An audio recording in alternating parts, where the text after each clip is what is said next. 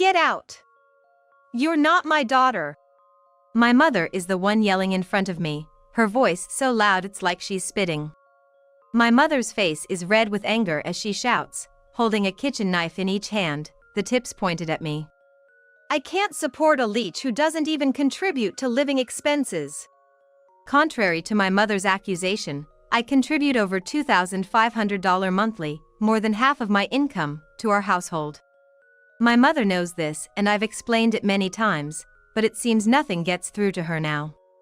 There have been times before when my mother got angry and wouldn't listen, but I never thought she'd go as far as to bring out a knife. I carefully maintain a safe distance, trying not to provoke my mother further.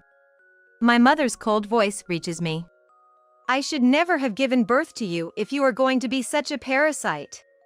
My name is Emily, 29 years old. Thanks to my hard work, I now work as a systems engineer at a well-known major corporation. My interest in this field sparked from my father's influence. My father always loved computers. My father has loved machines since he was a child, and he was deeply moved the first time he saw a computer. I was excited back then, but the latest computers are incredible. Look, this one's so thin and the screen's so clear, he would say, smiling. Saying this with a smile, my father often took me, then a young girl, to electronics stores. He would take me to see the latest computer models and explain what was amazing about them. Watching my father's joyfully engage with computers, my own interest grew. Although generally a man of few words, he was always eager to teach me about computers. Eventually, I realized I was more proficient with computers than my peers, leading me to study in the College of Engineering. Without hesitation, I chose a career related to computers during my job search. Now, working mostly from home, I find my job enjoyable and have achieved notable results among my peers. The times I visit home and talk about work with my father are precious. Then, one day, my father collapsed. I received the call from my mother and rushed to the hospital. Is Dad okay? Your father suddenly collapsed, and I immediately called 911. As soon as we got to the hospital, they ran tests and said something about a subarachnoid hemorrhage. They told us he urgently needed surgery, and now he's in the operating room. I'm worried about what's gonna happen to our lives now. Oh no, Dad! I prayed for his safety while waiting. Several hours later, the doctor came out of the surgery room and updated us on my father's condition. The surgery was successful, but there might be some side effects on my father's arms and legs. Anyway, I'm just glad his life was saved. For the moment, I felt relieved. My mother, standing beside me, said, "What is Dad gonna do about work now? I'm worried whether he'll be able to work properly. If we lose our source of income, how am I supposed to live?" My mother was concerned about her future. It was always like that. My mother always thought of herself first. Seeing my mother like this made me feel sad all over again. During my father's hospital stay, I visited several times, and true to the doctor's words, my father seemed to have difficulty moving his limbs. Even with rigorous rehabilitation before discharge, it seemed the after effects would remain. While in the hospital, my mother brought only the bare essentials for him and would leave quickly. My father decided to take early retirement, realizing that commuting to his current job was too time-consuming and his condition made it impossible to continue working. Also, since living alone was difficult and my father needed care due to his condition, I talked to my mother about it. "Dad's gonna have a hard time living alone with his condition, Mother. I hope you can help take care of him."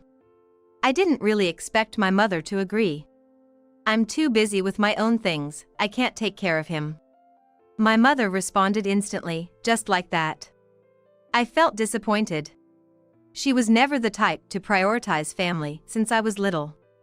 She was always the kind of person who put herself first. However, believing that she did have love for my father, I thought she would extend a helping hand to him in his current state. But even this time, my request for my mother's to help with my father's care was refused. "I see, I understand. Then I'll move in and live there to take care of Dad myself." "That would be a big help. When can you come?" Since my job was primarily remote work, I figured I could balance it with caregiving as long as I had a computer and could do online meetings. I knew it would be a tough life balancing work and care, but I decided to move back to my parents' house and to live with them, for my beloved father. On the day I moved back, as I was packing my things, my mother approached me. "Hey, about meals, make sure breakfast is ready by 7 a.m., okay? It'd be good to have healthy options like oatmeals and eggs, or salad, considering health. And keep the trash in small bags to avoid smells, I hate that. Oh, and remember to take out the trash on Mondays and Thursdays. And make sure to clean every day. Oh, I'm so glad you came back home." My mother had said she would take care of herself when I decided to move back, but she suddenly changed her attitude and started to push all the household chores onto me. However, despite my mother's demands, I noticed that the house was quite messy. It seemed my mother hadn't been doing much housework all this time. As expected, I ended up doing all the housework while my mother did nothing at all. Moreover, my mother was often out, living a carefree life. Now, I was busy with not just work and caregiving, but all the household chores too. My father, who had lost some weight, would say, "I'm sorry for being a burden. You have your work too," but I would just shake my head slowly and smile. "Don't apologize, Dad. It's not your fault. I'm glad to be back home. I enjoy talking with you." When I told him this, my father seemed a bit relieved. Caring for my father wasn't as demanding as it could have been. He wasn't bedridden or unable to eat by himself. It was more about providing a little help with daily activities, so it wasn't too difficult, and I was happy to spend a lot of time with my father, like when I was a child. On the other hand, my mother, who did nothing, was always complaining. "Emily, your cooking is so bland and simple. Aren't you worried that Dad isn't getting enough nutrition? Shouldn't you add more dishes for your sick father?" Such an unfortunate daughter. Although it irked me to hear my mother criticize my cooking while quickly finishing her plate, I seriously considered her words when she brought up my father. Considering my father's age and smaller appetites, I thought it might be easier for him to eat if I served more small dishes instead of large platter meals.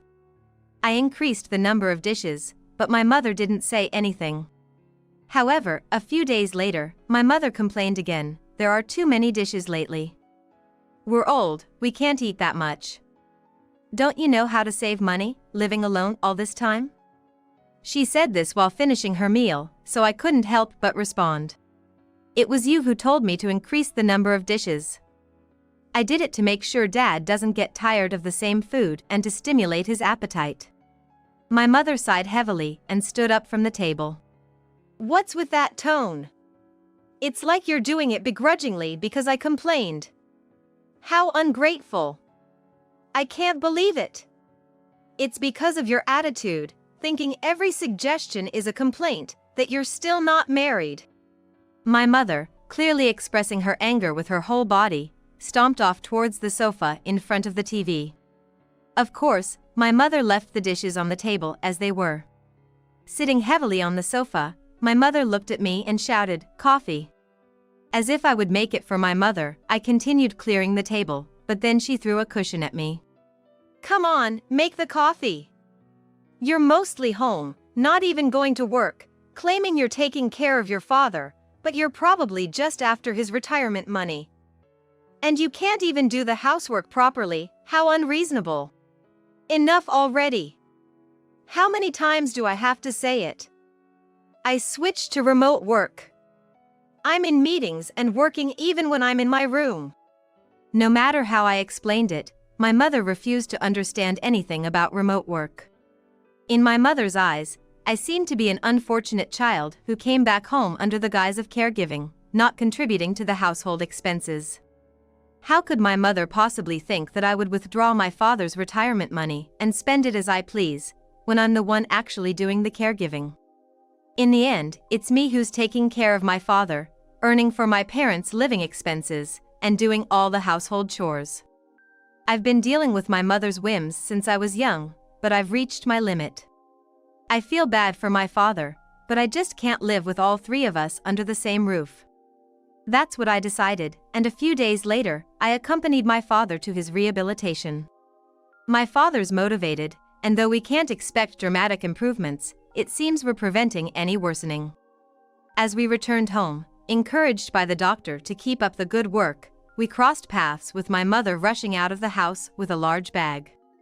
It's not unusual for my mother to leave the house or come back from department stores with lots of shopping, so I didn't think much of it. However, the next day, when I went to the closet for some shopping, I was shocked to find all my cherished bags and accessories gone. What? Why? I never wore them regularly or moved them, so they should have been there. Then I remembered my mother's hasty exit the day before and confronted her. "Mom, did you go into my room yesterday? What's this all of a sudden?" "It's my house, I can go into any room I want, can't I?" "Then what's with that bag?" I noticed she was holding a high-end brand bag. It was clearly something my mother had bought that day. "Where did you get the money for such expensive brand items? You're always telling me not to waste money." "You're right. You waste my money, so you compensate me." Confused by my mother's words, I frowned, and she started laughing cheerfully, as if in a great mood. "You had some really nice bags, you know. Just selling your bags and accessories got me a pretty penny." Unbelievably, my mother had sold my accessories without my permission and used the money for her own stuff. I was instantly infuriated and exclaimed, "What is that? Unbelievable. Stealing and then selling on your own, that's worse than a thief. Give them back, compensate me." Then, twisting her face in rage, my mother yelled, "I can't believe a daughter would talk back to her mother like this." When I was a child, we absolutely obeyed our parents. I worked for my parents, took care of them. I'm even taking care of your father. Do you just complain without doing anything? She slammed her fist onto the table with full force. Then why don't you help with Dad's care a bit? Huh, Mom? Do you remember ever taking care of him since I came back? Preparing his clothes? Helping him stand up from his chair? You don't even do that much, and you say you're taking care of him. Aren't you the one who's being taken care of in this house? I slammed my hands on the table and glared at her. I had heard that my mom had a bad relationship with my paternal grandmother and suffered what we'd now call mistreatment by the mother-in-law. Regarding that, I had nothing to say, but I couldn't accept her claim of taking care of my father. My father had long given up on any care from my mother. My father still tried to engage her in small talk, discussing TV shows or stories he heard from friends at rehab. However, whenever my father started a conversation, my mother would quickly leave the room. How could my mother confidently claim to be taking care of him when she did nothing? Lost in thought, I slowly lifted my hands from the table. My mother turned her back to me without a word, heading to the kitchen. I sighed, thinking she was escaping the conversation, but to my surprise, my mother returned quickly. Approaching briskly, my mother held a kitchen knife in each hand. "Mom." Her face was redder than I'd ever seen. Trembling with anger, my mother shouted at me louder than I'd ever heard. "Get out of this house. You're just a parasite, living here for Dad's retirement money."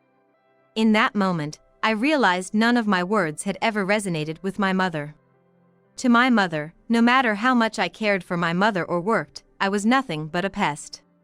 "I'll move out as soon as I find a new place," I said, slowly backing away and maintaining distance. Seeing that my mother wasn't moving, I rushed to my room. I thought I wouldn't feel anything being rejected by such a strained relationship with my mother, but tears wouldn't stop. It wasn't because I was sad. It was because of intense anger. I immediately started taking action. From that day, I began preparing to move. I consulted a colleague at work who had a friend in real estate and received their help in finding a new place. Whenever I had free time, I packed my belongings into cardboard boxes. Finding a new home didn't take long. I was helped by a colleague. Once I was ready to move, I spoke with my dad. "Dad, can we talk for a minute?" "What's up?" I told my father everything my mother had done to me. "That's terrible. I had a slight idea about your mother's attitude, but since I was also a burden, I couldn't really say much. I'm sorry.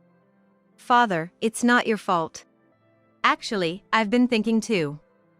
When I was well, I was almost entirely burdened with housework like cleaning, laundry, and cooking, treated like a housekeeper. Moreover, she always demanded money from me, and I was struggling. My father continued his story. Even now, when I need care, it's always you taking care of me, and your mother doesn't even try to help. I'm deeply disappointed in her. So, I've been thinking about getting a divorce. I see. You've had a hard time too, Dad. No, it's nothing compared to what you've been through. Really, thank you. For me, coming back home and being able to be with you has been the greatest joy. That was my honest feeling. I wanted to be with my father, now and in the future. Dad, I have something to discuss with you. Aware of his feelings towards my mother, I had a plan in mind. I shared it with him. A few days later, we decided to move out while my mother was away. My mother regularly left the house every Wednesday morning to attend her hula dance class, followed by lunch with friends, returning after 3 p.m. We arranged for the movers on a Wednesday morning, ensuring my mother wouldn't be there. We loaded our belongings onto the truck. Feeling a bit sad that this was my last time in this house, I got into a rented car. Not alone, but with my father. We had decided to move out and live together, both of us wanting to be away from my mother. In the car, my father said, "Emily, are you sure about this? This could have been a good chance for you to be free from the life of taking care of me." "Don't say that, Dad. I want to live with you. That's my greatest happiness. Let's do our best together from now on." "Thank you." The move was completed by mid-afternoon, and we had convenience store lunch boxes in our new home. "Sorry, no time today, so it's just sandwich and chips." "It's nostalgic. I used to eat these a lot before you came back. I never had time to cook because of work, and your mother always complained." My father laughed. Such casual conversation made the simple meal feel delicious. Just as we were taking a break and starting to unpack, the phone rang. It was from my mother. I answered it, putting it on speaker mode so my father could hear. "Hello? Why have both of you suddenly disappeared?" I could tell from over the phone that my mother was freaking out. "Why are both Emily's and your father's belongings gone? What's going on? Dad and I decided to move out together. You told us to leave, remember? Is there a problem? You won't have to worry about caregiving or living expenses anymore." "What am I supposed to do about my life without your father? I'm relying on his pension and retirement money. Where are you now? Why don't you take care of yourself? We're already in our new place. I won't say where, but we bought a condo in a high-rise tower." "What? A high-rise tower is for wealthy people, right? Don't joke around. There's no way you two can afford to live in a place like that." My mother clearly didn't believe me, but it was true. We had moved to a high-rise tower as close as possible to the hospital where my father was receiving treatment. "I think I've told you many times, I'm still working. You used to say it was just a hobby, but our company is quite big, and I've been there a long time, entrusted with significant responsibilities. You might not remember, but the $5,000 I've been depositing into the account every month since I came back was from me." "What? I thought that was Dad's pension. The balance is high because of his retirement money, right? Dad never had a salary that would allow a monthly pension of $5,000. The retirement money was gone the next month. I saw the credit card statements. It was all spent on designer bags, so you must have used it all. That's why I've been supporting the household." "I don't know anything about that. You never told me." Realizing it was pointless to explain further, I continued. "It's not that you weren't told, you just didn't want to listen. I've told you many times. I also heard from Dad that you've always been out with friends every day, even when he was still working.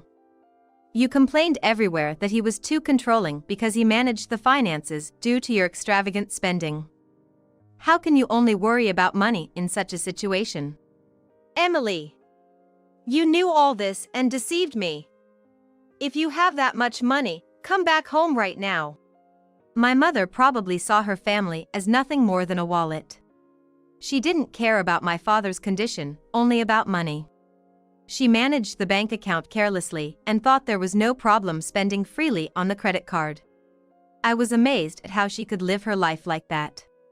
Fed up with our endless conversation, my father took over. I thought my words wouldn't reach you, but maybe Emily's would. It's no use. Thank you for everything. From now on, I won't interfere in whatever life you choose to live.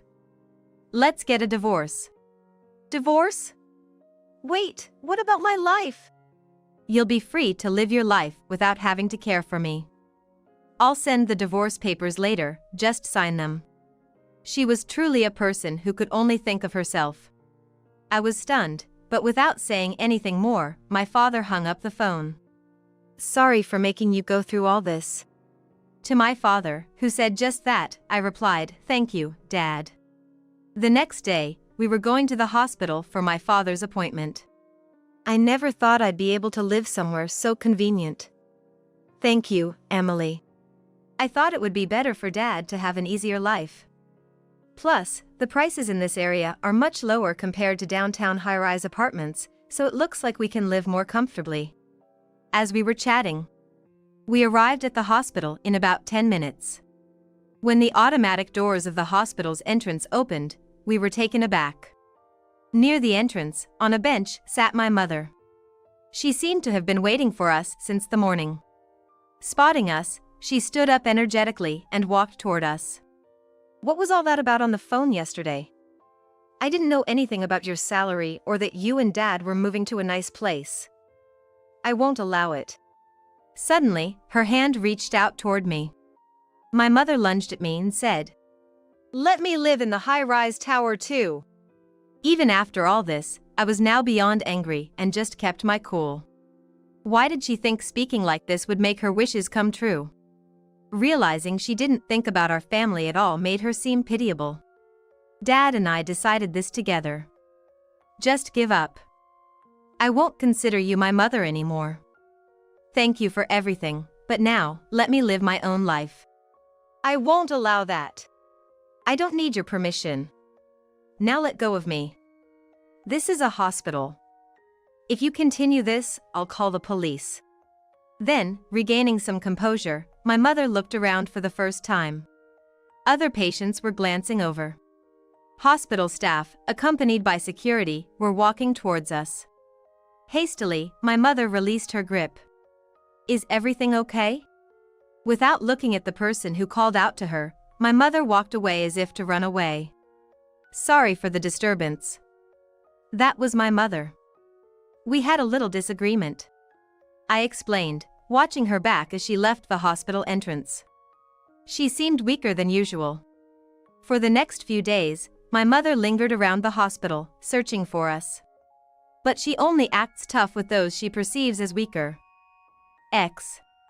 After being escorted out by security and scolded by other patients, she stopped showing up. That was the last time I saw my mother. Later, my father consulted a lawyer and began the divorce process. My mom was never keen on the divorce, and she was stubborn until the end, even demanding alimony. But when the lawyer explained what alimony was, she realized she wasn't entitled to any under her circumstance. She tried to cry her way out with the lawyer, who coolly referred her to community assistance and support centers. A few months after the hospital incident, the divorce was finalized. My father decided to sell our family home as he wouldn't be using it anymore. My mother strongly opposed this at first, but as soon as she realized she would get money from the sale, even after the divorce, she quickly changed her tune. The way she agreed with me with her hands raised, I could no longer believe that she was my mother. My father and I sighed at her relentless pursuit of money. After selling the house, we enjoyed a peaceful life. I was still busy with work, household chores, and caregiving, but caregiving services in our new area were much better, allowing me to work in the office more often. My father's condition was gradually worsening due to his age. We were considering a care facility as suggested by the doctor. One day, I received a call from an unknown number. Assuming it was work-related, I answered and heard my mother's voice. "Emily, I've almost run out of savings." Just a few months after receiving the money from the house sale, she was already running low. "So, give me some money, even a little. Consider it your final act of filial piety." "I have no money to give you anymore. Dad and I are living happily together. Please don't bother us anymore." "Bother? How dare you say that to your mother?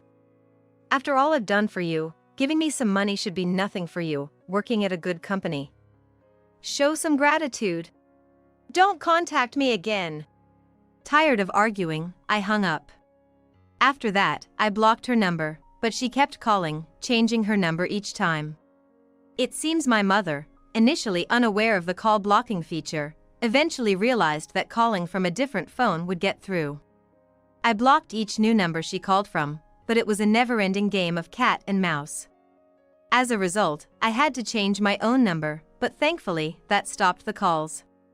Later, through mutual acquaintances, my father heard about my mother. She was living in a rundown apartment on the outskirts. My mother, who had never worked before, was now somehow managing to get by with part-time work. No longer able to afford her hobbies, she was just getting by. This was the kind of information that came to my ears. "Maybe she's finally learning to live as a person," my father said. "Perhaps it was my fault for spoiling her." Thinking that was the case, I murmured softly and asked my father, who sighed deeply. "Are you happy now, Dad?" Smiling at me, he replied, "Of course. Thank you, Emily. I'm sorry I caused you so much trouble."